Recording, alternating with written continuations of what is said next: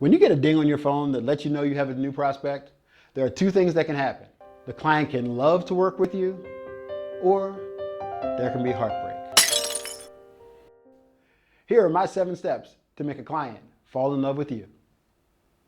Number 1, respond in seconds.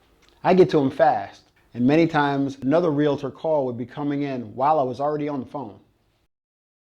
Over 70% of the buyers work with the first agent that they come in contact with. You don't stand much of a chance if someone else beats you to the punch. It's like standing at a bar and you notice someone across the room, but you waited too long and somebody else swooped in. The same thing can happen with your clients. If you don't respond quickly, somebody else will. Number 2, give your prospects your full attention. This is not the time for multitasking. It means you're going to have to eliminate those distractions like checking your emails and text messages. Also eliminate the mental distractions.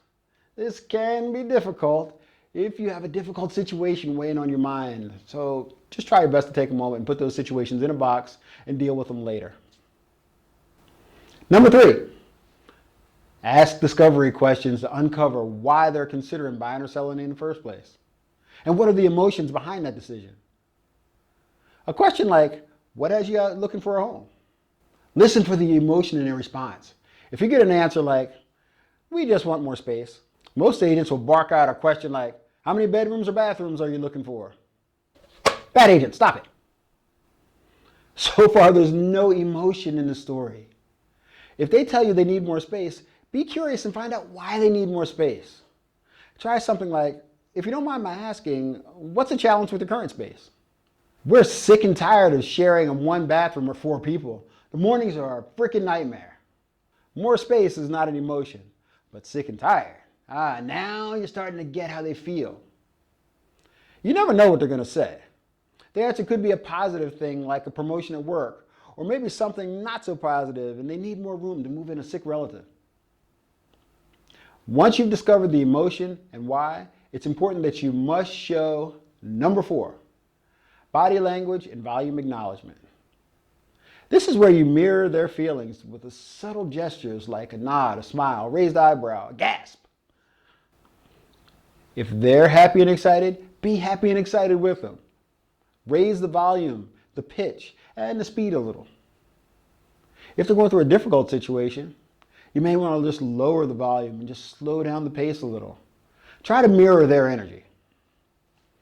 When people share feelings and those emotions are reflected back, it helps establish that emotional bond.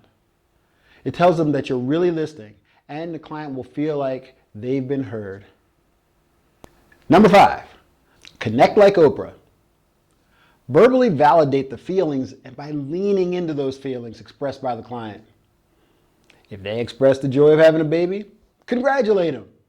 Focus on the future with the addition of the new member to the family and the joys of parenthood. On the flip side, maybe somebody's going through some difficult divorce and they need to downsize. Still, you have to acknowledge the feelings. You might try saying something like, going through a divorce can be difficult. Harder than most people can even imagine or even willing to admit. The temptation is to avoid these difficult situations.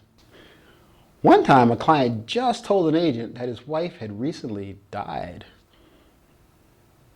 And do you know what that agent said? Maybe we should just go look at the kitchen. What?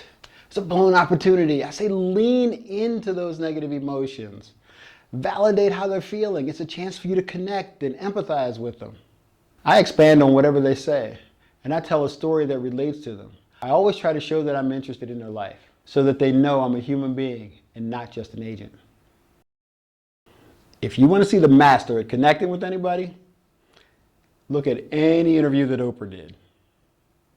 She is truly the master at leaning in and connecting with the client, whether it's a good situation or a bad situation. Number 6, offer the solution. Say something like, I know that you're going through a tough time right now. It might even feel overwhelming. That's why I am more determined than ever to find you the right home for your family. And I promise to do my part to make this process of finding that home as easy and as stress-free as possible. Because you've connected on an emotional level, at this point you can just assume that you've gained their trust. And then the final step of asking them to sign the buyer's agency agreement, well, that part's easy. You might say something like, I'm so excited to get to help you and your family find a home so that your mornings will be much more relaxing and you won't have to fight over that one bathroom anymore. The only thing that's left to do is to get the ball rolling and sign a little paperwork. Then you dive in and explain agency and commissions and how you get paid and what they can expect throughout the home buying process. Then they sign the agreement. I won't be going over the details of each buyer agency agreement because they vary from state to state and from brokerage to brokerage. But if you master steps 1 through 6, step 7, asking them to sign that agency agreement, that's a breeze. It won't matter what state you're in, your clients will fall in love with you.